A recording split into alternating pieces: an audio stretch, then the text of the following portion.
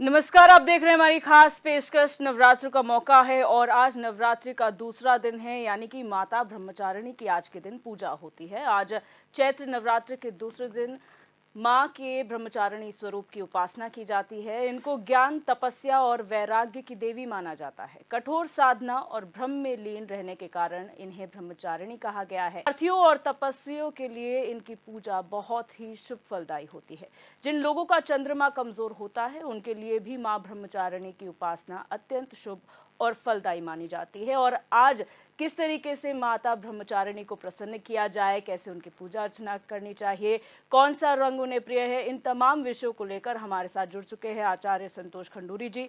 आचार्य जी, बहुत स्वागत है आपका इस खास कार्यक्रम में। जय जय अम्बे। नमस्कार। आज का दिन किन मायनों में खास है और आज माता ब्रह्मचारिणी की अगर बात की जाए तो क्या स्वरूप है उनका?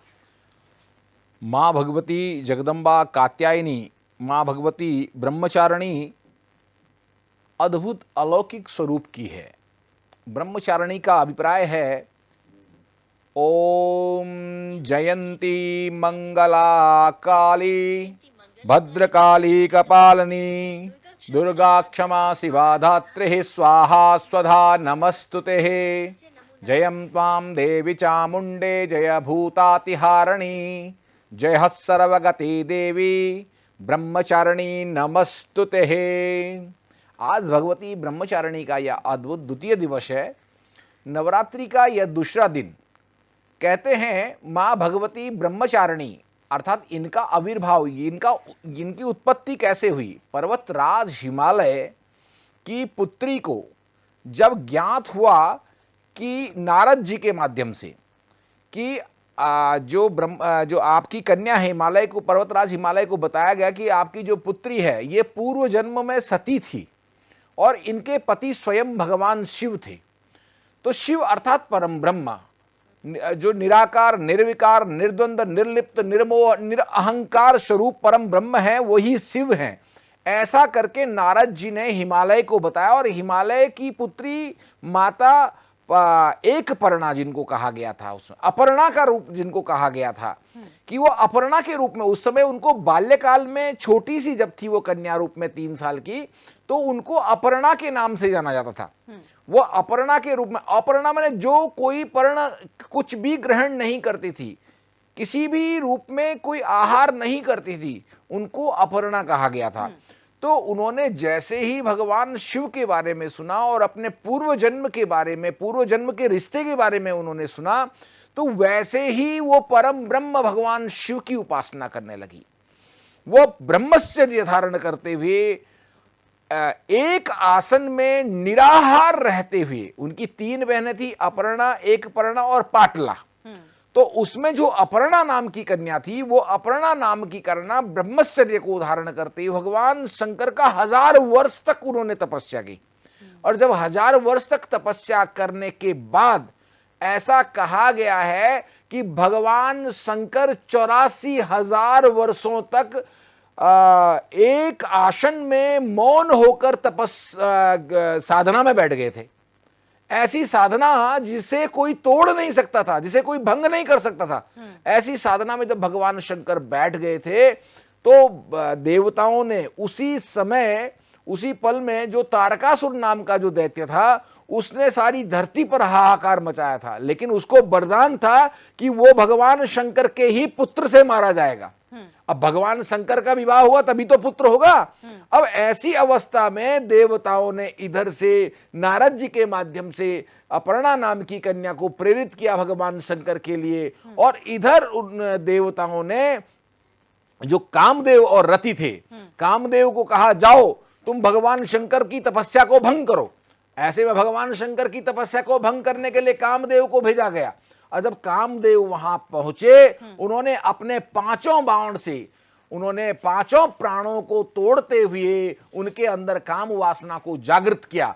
और जैसे ही उनका ध्यान टूटा, उनका हृदय चक्र भंग हुआ, वैसे ही तुरंत भगवान शंकर का जो तीसरा नेत्र है, तीसरी आंख खुली और कामदेव सामने थे और कामदेव भस्म हो गए। समाप्त हो गए। ऐसा कहा गया कि पूरी पृथ्वी में हाहाकार मचने लगा।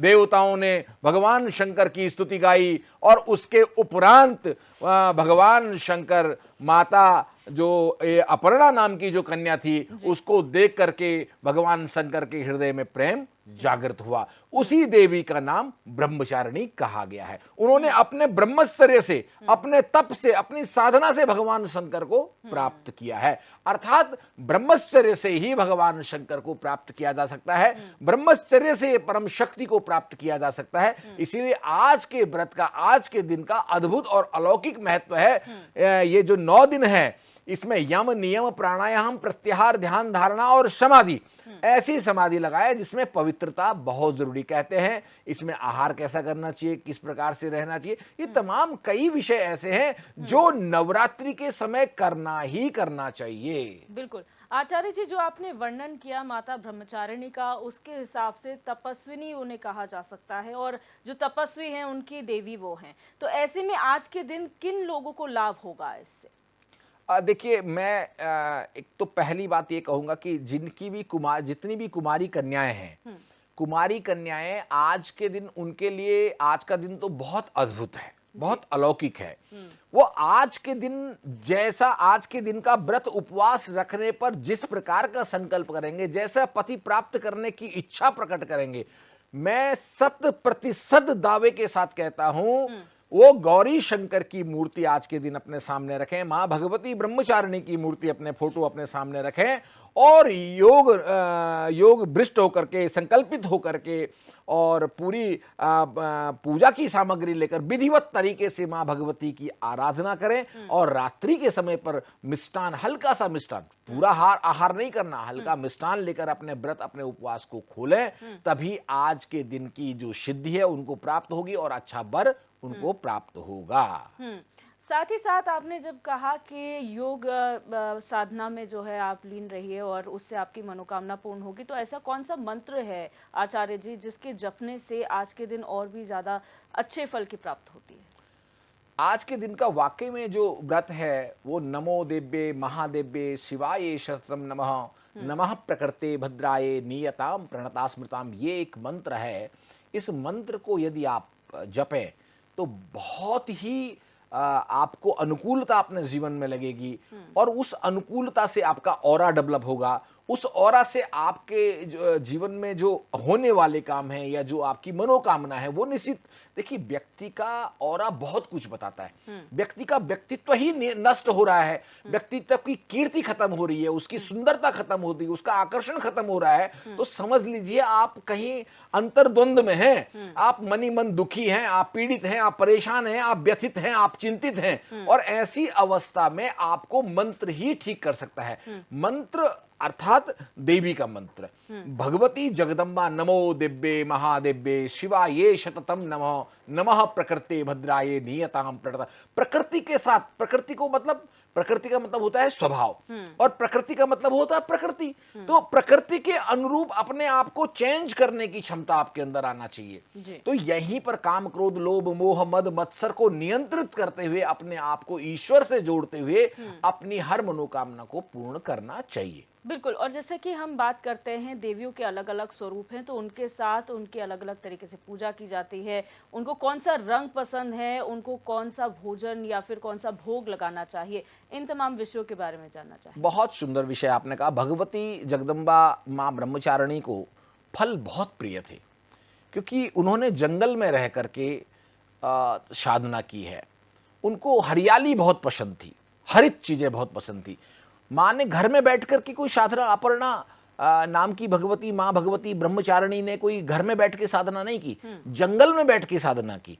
जंगल का मतलब प्रकृति पंचभूतानि गुणा लोक स्त्रियस्त था। प्रकृति के बीच में रह करके, यानी हरा रंग भगवती को बहुत पसंद है, फल भगवती को बहुत पसंद है। आज के दिन फल का भोग लगाइए, शाम को हो सके तो फल से ही अपना व्रत खोलिए।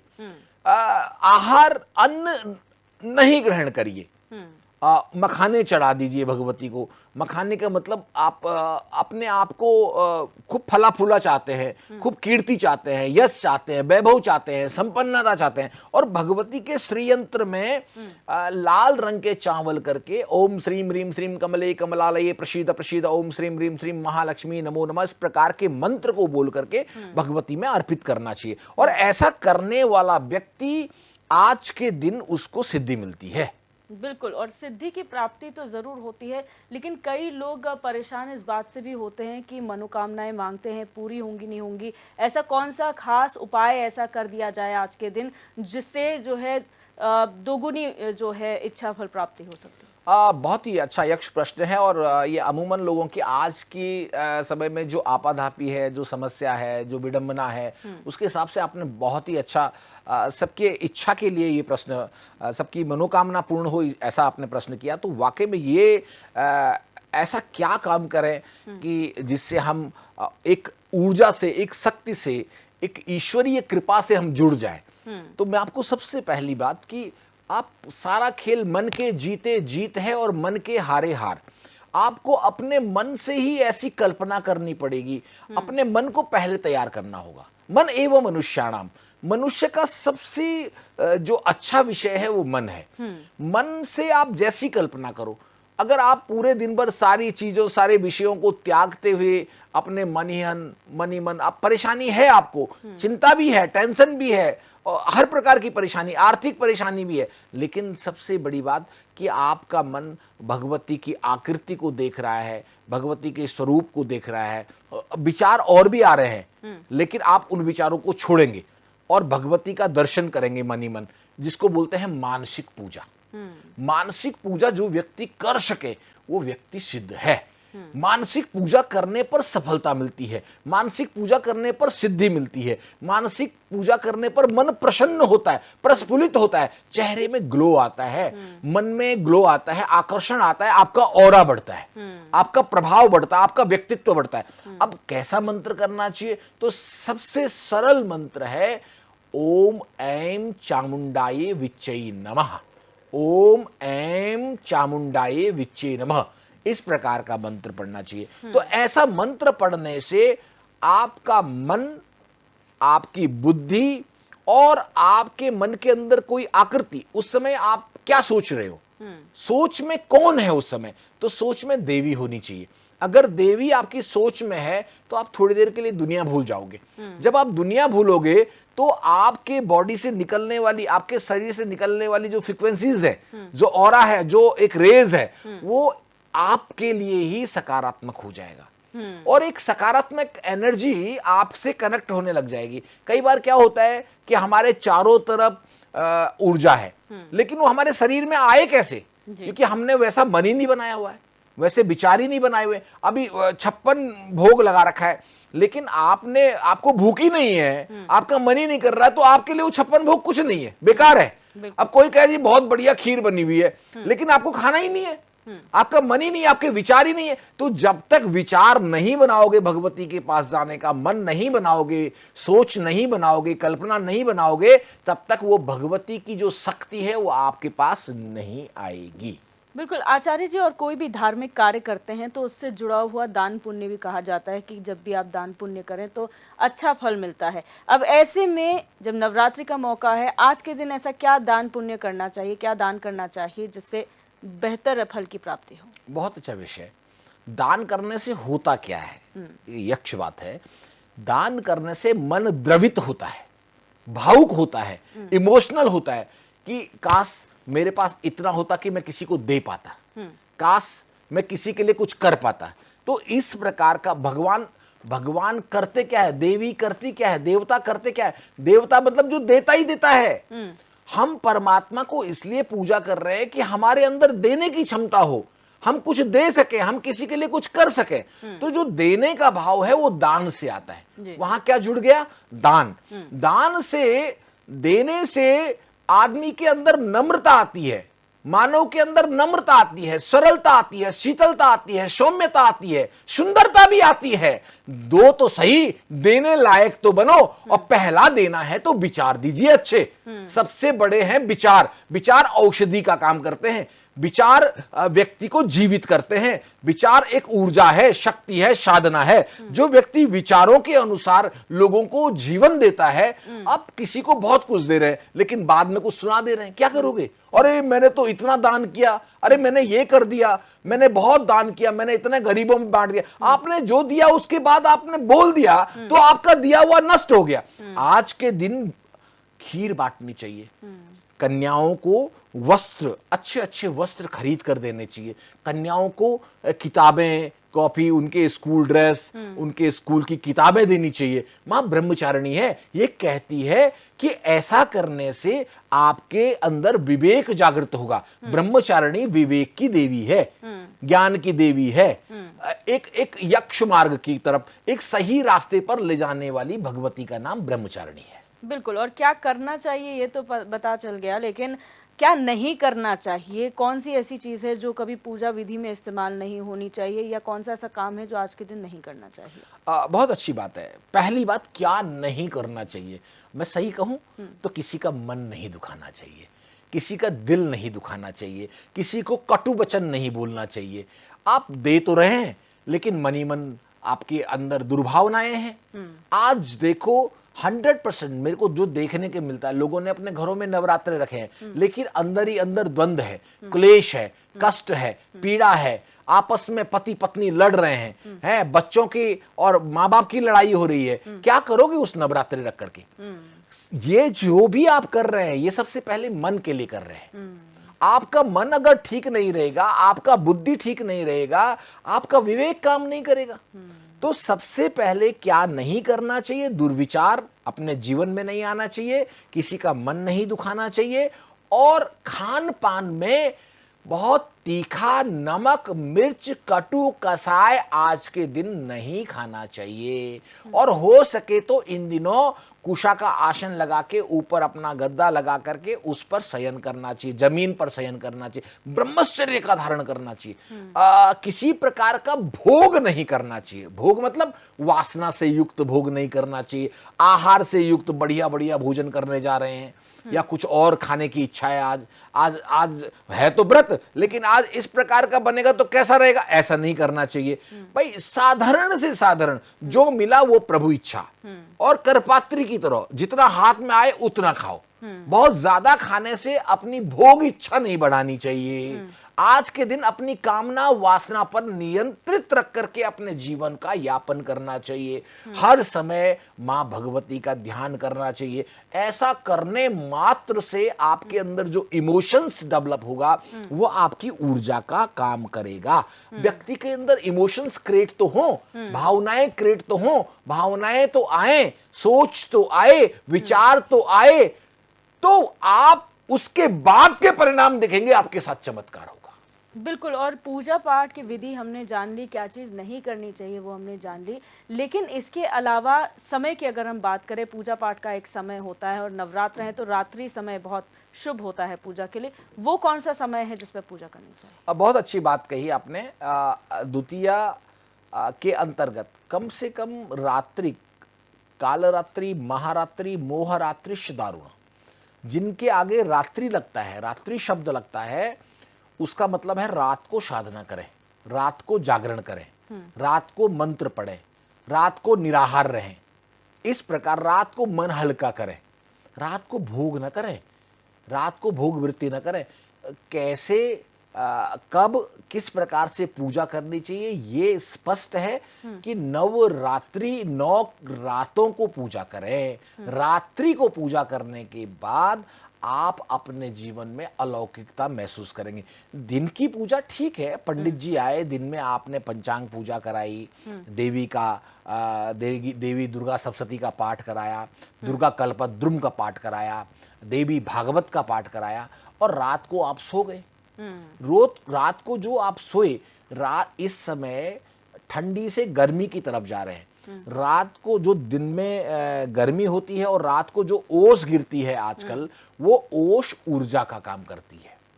आजकल की जो ओस है, जो रश्मियां हैं, वो रात को ही उड़ जाती है क्योंकि धीरे धीरे धीरे धीरे तापमान बढ़ रहा है। तो आजकल एकांत में, खुले आसमान के नीचे, अच्छे बगीचे में या अच्छे स्थान पर बैठ कर के भगवती के मंदिर में बैठकर रात को जाग जाए, यदि किसी के पास समय है तो पूरी रात जाग जाए और एक मंत्र जाप करें, नवारण मंत्र। नवारण मंत्र जपने से और निरंतर भगवती का ध्यान करने से मैंने व्यक्तिगत चमत्कार देखे हैं, आपके जीवन में भी होंगे। क्योंकि इस समय पर नवरात्रि में जो श्रीयंत्र की उपासना करता है, जो देवी की उपासना करता है, जो जगदम्बा की उपासना करता है, जो नवारण की उपासना करता है, वो अद्भुत चमत्कार को प्राप्त करता ही करता है, ये तय है। बिल्कुल आचार्य जी, बहुत शुक्रिया हमारे साथ जुड़ने के लिए और हमारे दर्शकों तक वो सभी जानकारियां पहुंचाने के लिए जो आज के दिन के लिए ज़रूरी हैं, और इसी तरीके से आगे आने वाले जो 7 दिन हैं उसमें किस तरीके से पूजा अर्चना होनी चाहिए, कौन से ऐसे उपाय किए जाने चाहिए, हम लगातार आपको दिखाते रहेंगे।